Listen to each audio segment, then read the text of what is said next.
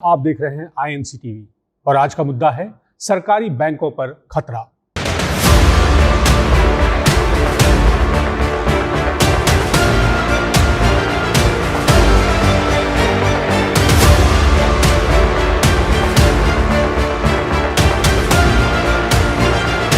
नमस्कार, मैं हूं प्रणव झा। आप देख रहे हैं INC टीवी और आज का मुद्दा है सरकारी बैंकों पर खतरा।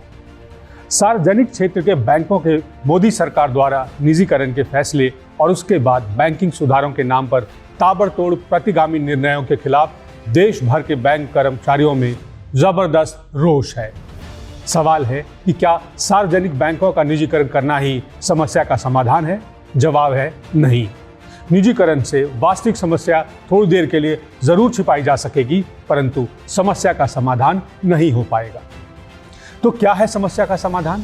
क्या सरकारी बैंकों को निजी हाथों में बेचना ही उचित है, या यह मोदी जी और उनके वित्त विभाग के विनिवेश से जुड़े 1,75,000 करोड़ रुपए के लक्ष्य को हासिल करने का एक और हताशापूर्ण प्रयास है?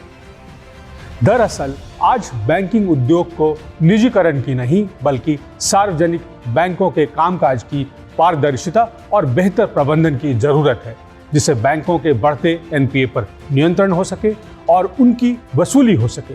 क्योंकि पिछले 6-7 वर्षों में देखा गया है कि सरकार में ऊंची जगह पर बैठे व्यक्ति से अपने संबंधों का फायदा उठाकर अनगिनत उद्योगपतियों, व्यापारियों ने हमारे सरकारी बैंकों को अरबों का चपत लगा दिया।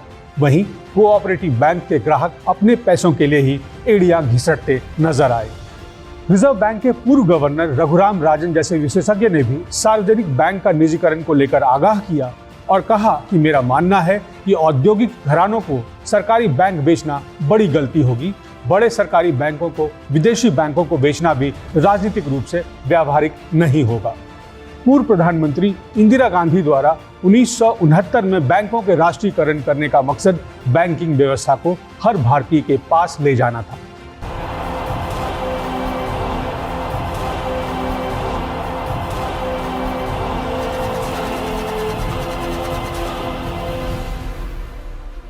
उन्नीस में जब इंदिरा जी प्रधानमंत्री बनी तो उनका नेतृत्वकारी चेहरा पूरी दुनिया के सामने आया। प्रधानमंत्री बनने के मात्र 3 साल के भीतर 1969 में बैंकों के राष्ट्रीयकरण जैसा जनहितकारी कदम उठाकर इंदिरा गांधी जी ने न केवल बैंकों को आम आदमी के दरवाजे तक पहुंचाया, बल्कि अपने अडिग इरादे भी स्पष्ट कर दिए। जब विश्व में आर्थिक संकट थी तो उस वक्त भारत उस संकट से बाहर था। वो खतरा यहाँ नहीं था। इसलिए नहीं था कि हमारे जो नेशनलाइज्ड बैंक थे वो अच्छे काम कर रहे थे और जिस नियत से इंदिरा गांधी जी ने बैंक को नेशनलाइज करा था और गरीब से गरीब आदमी भी बैंक में जाकर लोन ले, जिसमें सिर्फ अमीर लोग ही पैर रख सकते थे, लेकिन इंदिरा गांधी जी ने एक ही दम 14 बैंकों का उन्होंने, आप सभी को मालूम है, टॉप 14 बैंक्स आर नेशनलाइज्ड उस वक्त, और उसको कामराज चौहान ये सब सारे लोग भी बड़े आदर के साथ इसका स्वागत किए।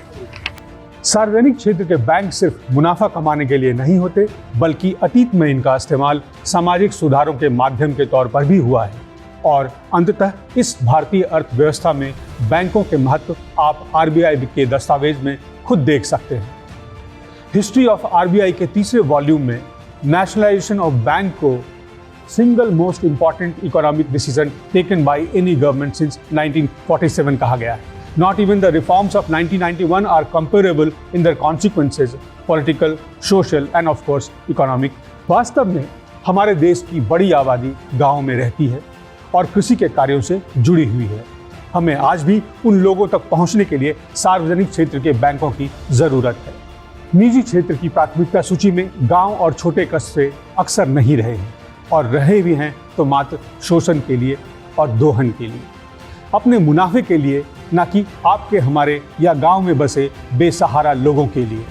सार्वजनिक क्षेत्र के बैंकों को औने पौने अंधाधुंध तरीके से बेचकर सरकार सार्वजनिक क्षेत्र के बैंकों में बेहतर प्रशासन प्रबंधन सुनिश्चित करने की अपनी जिम्मेवारी से भाग रही है, जबकि आवश्यकता थी सार्वजनिक क्षेत्र के बैंकों को बेचने के बजाय उनमें जवाबदेही सुनिश्चित करने की। बैंक नेशनलाइजेशन के बाद सार्वजनिक क्षेत्र के बैंक हमारे सार्वजनिक जरूरत एवं उपयोग के बुनियादी ढांचे और ग्रामीण क्षेत्रों में प्राथमिकता वाले योजनाओं को ऋण देने में सबसे आगे रहे हैं, जहां वित्त पोषण की अत्यंत आवश्यकता रहती है। दूसरे शब्दों में, आज जो हमारी आर्थिक स्थिति है उसके लिए स्वयं हमारी सरकार और नेतृत्वकर्ता जिम्मेवार है। भूतपूर्व आरबीआई गवर्नर रघुराम राजन ने थोड़े दिनों पहले ही कहा कि हमारी आर्थिक वृद्धि में नरमी का कारण मौजूदा सरकार का अर्थव्यवस्था पर ध्यान देने के बजाय अपने राजनीतिक और सामाजिक एजेंडे को पूरा करने पर ज्यादा जोर देना है। वैसे जाते जाते सोचा कि यह पूछ लूं कि क्या आप यह अंदाज लगा सकते हैं कि जब कभी सरकारी राष्ट्रीयकृत बैंक का मोदी सरकार के द्वारा निजीकरण किया जाएगा तो यह तोहफा किस महानुभाव की झोली में गिरेगा? शायद हम सब यह अंदाज लगा सकते हैं। देखना यह है कि तब तक मोदी जी की चहेतों की लिस्ट बड़ी होगी या फिर वही हम दो हमारे दो। जानने के लिए देखते रहिए आज का मुद्दा। आगे फिर उपस्थित होंगे एक नए मुद्दे के साथ। नमस्कार।